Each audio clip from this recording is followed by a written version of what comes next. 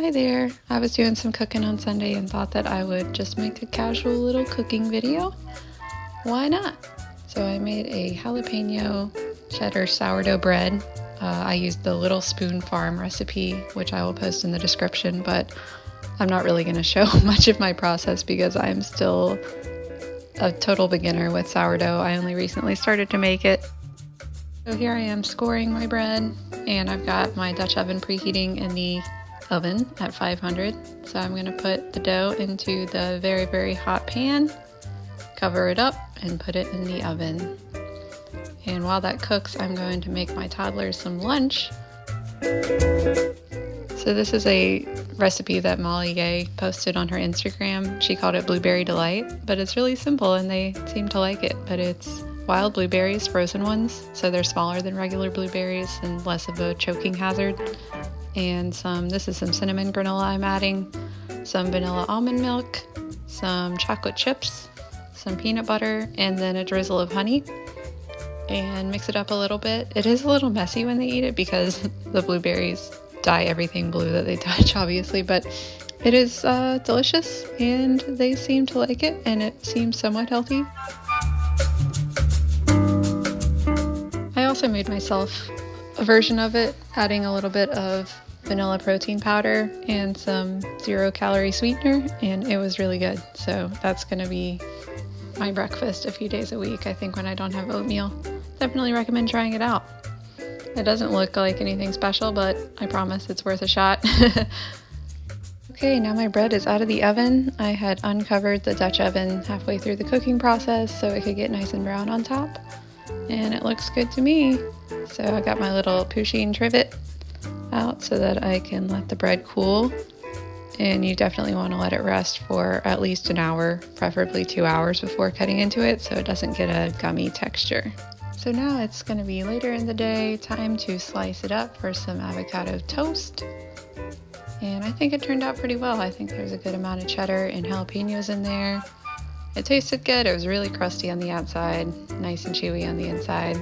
So into the oven it goes to toast up. Meanwhile, I'm going to make a whipped ricotta.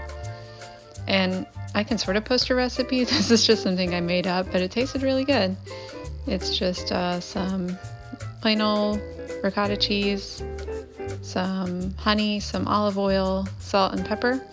I think a lot of people add lemon or lemon zest into this, but I'm not really big on lemon and avocado toast, so we left that off.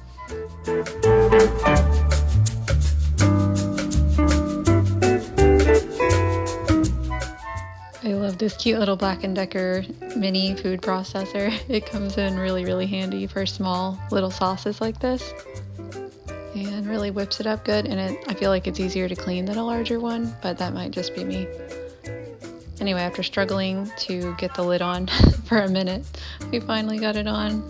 Blitz it, and you can set it aside and it's ready to go.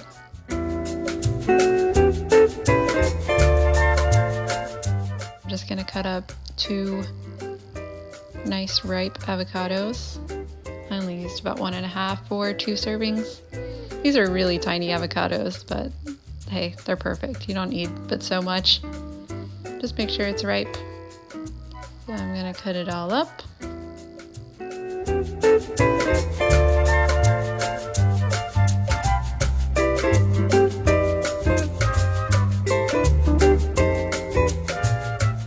Once it's all cut up, I'm gonna use the side of my knife to kind of spread it out so it's ready to place onto the toast.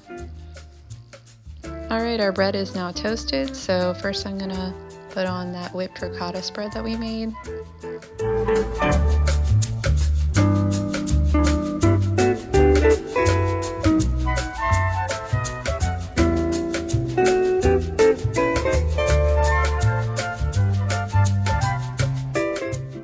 Now we're gonna put on our avocado and make sure it's all nicely spread out so it looks aesthetically pleasing.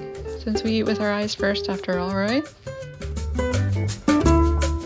And now we're gonna go in with some cracked black pepper, some crushed red pepper, and some salt, as well as a drizzle of honey and some Parmesan cheese.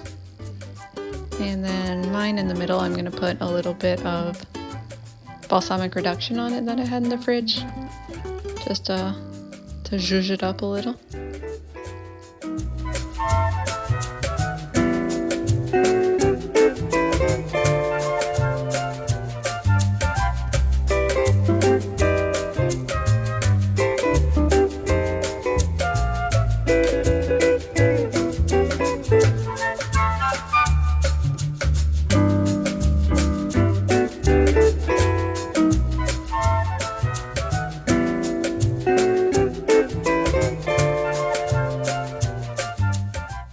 We are all done.